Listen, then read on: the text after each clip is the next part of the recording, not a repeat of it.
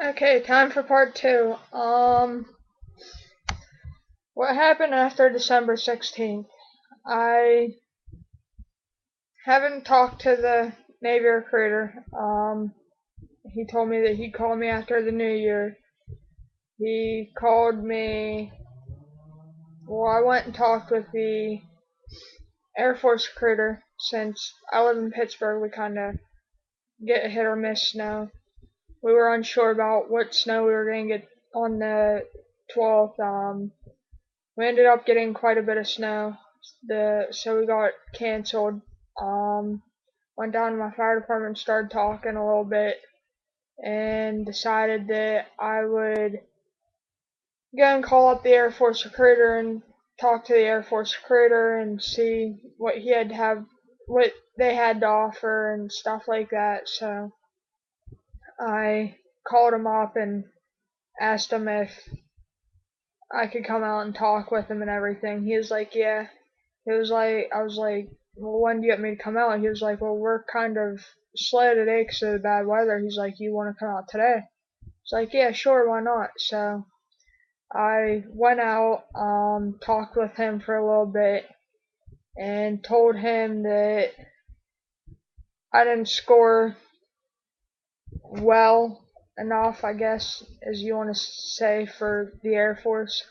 I actually have my results. Hang on.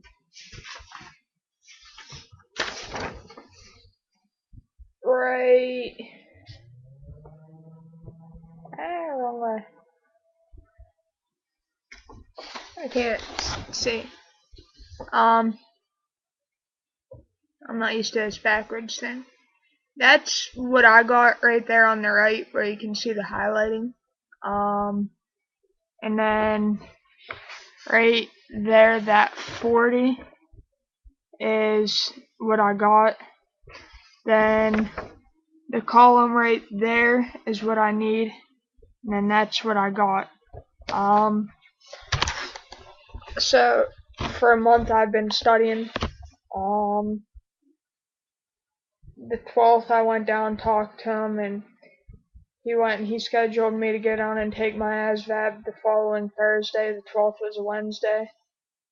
The following Thursday on the 20th of January, went down and retook it. I got I met down at my recruiter's office around 1. He told me to get down, so I went down. Went down around 12:30, just so I was early. And whenever I got down there, he said, well, we have a little bit of time. He was like, let's make sure that we have all the paperwork that we need and stuff like that. He had me sign paperwork, stating that I have no tattoos and just stuff like that. Going and signing or getting my application ready and everything to go down and take the ASVAB. So we get in his get in his government car, get on and go down to Pittsburgh. That's I kind of am lucky. I have two MEPS stations like pretty close to me. I have one in Washington County. That there's a written test. That's what I took the first time. The results that I just showed you. That's what I took the first time was the written. Um, I didn't like it. I kind of mess up on Scantrons a lot, or bubble sheets, whatever you want to call them. I mess up on them a lot. Because I'll always skip a question, but I'll fill in that circle, and then I'll go and I'll look at and see what number I am 5 questions down the road, or 15 questions down the road, and turn around and have to erase all of them and change them, and stuff like that. I don't like it. So I went down and took the cat version, the computer version. I kind of like that one better because it's adaptive. If they'll give you the medium question, if you miss that, they'll give you an easier question. If you get that, they'll give you a medium one again. If you get that, then they'll give you a harder one. If you fail that, they'll send you back down to medium until they figure out what range you're in. Um, So I went down to MEPS. We got down there. We had to go through the metal detectors.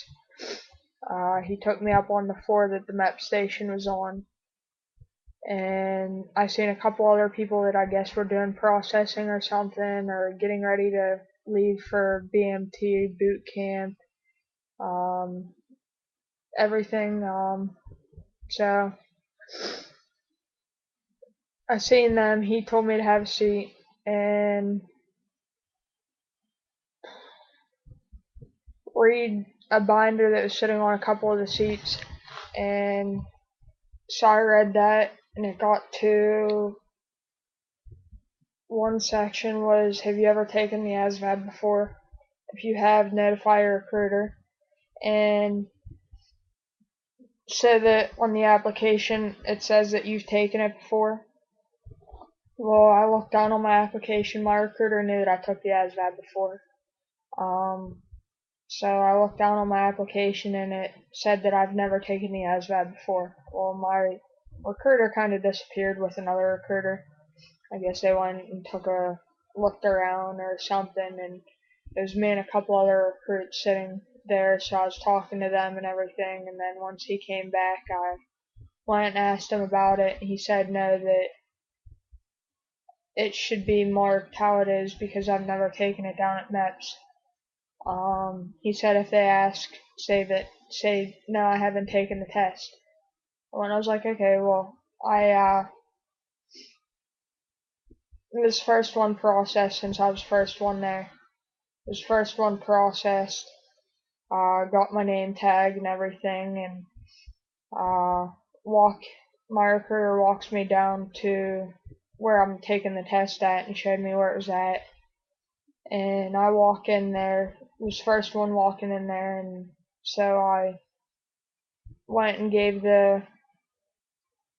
my application and my folder and everything to the person giving out the test, and he reviewed it and everything, and the first question he asked me, well, he was like, how do you say your name? And I told him I was like, Katrina Hartley. He was like, okay. He was like, have you ever taken the ASVAB before? No. So what I said, that's what my recruiter told me to say. So he looks down on his paper after he finds it, says, well, you got a 40 on the last one. I went and I was like, it's like, I explained the situation. I told him that I was reading the binder out there, that my recruiter knew that I took the ASVAB before, but he said that the reason why it's marked no is because I've never taken the ASVAB at MEPS. I took the student ASVAB. And he said, well, it says any form of the ASVAB. I was like, yeah, I told my recruiter that. I asked him about it, and he said that it didn't matter. He was like, so he said, okay, well, you did the right thing letting your recruiter know that you took the ASVAB before. So I went and I was like, okay, well, he got me. Sorry, my neck's hurting. He got me set up and everything. He said, well, is this your social security number? Yes. Is this your social security number? Yes. He's like, I'm gonna ask you one more time, is that your social security number? Yes. So I started taking the ASVAB. My recruiter kind of got worried because there was a couple people that left after me. I was the first one in there to take the test, then somebody else came in like 10 minutes later, but I wasn't the first one done. I was like the fourth one done, I think. So my recruiter was kind of getting worried out there because I didn't come out yet. He was like, well, did she pass? Is everything alright? And stuff like that. So I got and finished taking the ASVAB, and then if you join the Army, if you Army Reserves, Army National Guard, Air National Guard, anything for Air Force, forget what other branches have it, but you have to take a TAPAS test. Basically, a TAPAS test is how you look at yourself. I think there was 140 or 150 questions, basically stating, are you outgoing? Do you look at yourself in the mirror and say, well, I hate myself, or I hate how I look, or do you judge yourself, or when do your friends say that you're good to be around, and just stupid questions like that. It doesn't affect your ASVAB or anything like that. And my computer started acting up. Um, there's the person that was sitting next to me. She came in probably halfway through my ASVAB, and she finished before me. I think that it was because my TAPIS test was acting retarded. It was taking like 2 minutes just for it to load. So, like, just the first question. So I just kind of started guessing questions and stuff like that. Um, so I walk up to the person giving out the test, and he went and he said, well, me and you have to talk. And my heart stopped, my heart dropped. Like, I was scared, like I did worse than the 40 that I did previously. And I went and I said, what do you mean we have to talk? He was like, you have to come back and take another test. I said, what do you mean I have to come back and take another test? He was like, because you scored 20 points higher on this test than you did last test.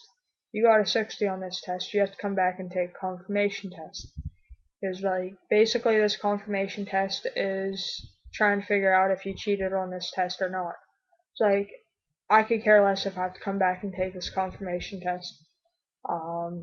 Meanwhile, I didn't really know what it was. I thought that it was just a test, and later in the research, I found out that it's the whole entire ASVAB over again. I'll explain what exactly I researched and everything like that later. So I walk out, I get this paper. You can't see it, but it's fixing. Basically, down here it says that I got a 60 on it. Up here is the jobs for the Air Force, and then right where'd it go? Here is what I got on the test. So I got a 60 on it. He handed me that paper to give to my recruiter, so I walked out. My recruiter hurried up and walked over to me, and I handed him that paper and said I have to come back and take another test. He was like, what do you mean you have to come back and take another test? And I said, I don't know, I guess that I have to come back and take a confirmation test because I scored 20 points higher. So he was like, well, are you sure? I was like, yeah, positive. I was like, that's exactly what the person in there said. He was like, I've never heard of it. He's like, when we get back to my office, I'll call my boss up and everything like that. I was like, okay. So, it started snowing, the weather started getting a little worse. We kind of lost track of calling his boss and seeing what was up and stuff like that. And we get back to his office probably around 5. He hands me a list of all the jobs the Air Force has to offer. There's 3 pages of them, and I crossed off, if you see down here, I crossed off ones that I'm not eligible for with the score. The jobs I want to do there's a couple of them, I'll explain that later. So, I go and I leave, and then what happens, that was 2 weeks ago, that was on the 24th I took it. So, then, no, I forget when I took it. Hang on. It was the 20th I took it, I think.